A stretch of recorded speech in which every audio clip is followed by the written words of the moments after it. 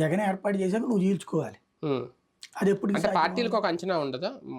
మనకి ఇన్ని సీట్లు వస్తాయి, ఇప్పుడు వాళ్ళు పోలింగ్ బూత్ దగ్గర 2 ఏజెంట్లు ఉంటారు, వాళ్ళకో లెక్కలు ఉంటాయి, కొన్ని లెక్కలు తెప్పించుకుంటారు, దాని మీద ఒక ప్రిపేర్గా ఉండరా బాబు గారు? అప్పుడు ఆ పోలింగ్ బూత్ ఏజెంట్ లోపల వెనకాల కూర్చుని మనం ఓట్లేస్తుంది చూసి లెక్క చెప్పాలి. అంటే మామూలుగా ఐడియా వస్తుంది కదా, మన ఓటర్లు ఎంతమంది వచ్చారు, ప్రత్యర్థి ఓటర్లు, వైసీపీ ఓటర్లు ఎవరు, టీడీపీ ఓటర్లు, ఒక ఐడియా రాదా వాళ్ళకి? ఈ సర్వేలన్నీ ఎందుకు అవి ఎవడికి తెలియదు, అనుకోవడమే ఇవన్నీ మనకే పడుతున్నాయిలే అనుకోవడం తప్పించి ఎవడికేం తెలియదు. అట్లా తెలిస్తే అసలు ఎగ్జిట్ పోల్స్ గురించి ఎంత ఉత్కంఠ ఎందుకు ఉంటుంది? మనం పడిపోయామంటారు, మనం గెలిచామని అనుకుంటారు. అక్కడ బేసిక్ గా నాకు తెలిసి ఏం లేదు, మైండ్ పిచ్చెక్కిపోతూ ఉంటుంది ఈ పాటికి. 100 కొద్ది వ్యూహాలు రోజు చేసి చేసి చేసి చేసి బోరు కొట్టేసి కాస్త రిలాక్స్ అవుదాం అనుకున్నారు, కుటుంబాలతో సహా వెళ్ళిపోయారు. అటు లోకేష్ అయినా ఇటు ఈయనైనా. అంతకు తప్పించి నాకేం కనిపించట్లేదు. షర్మిల కూడా వెళ్ళిపోయారంటగా అమెరికా. అంతే అయి ఉంటుంది.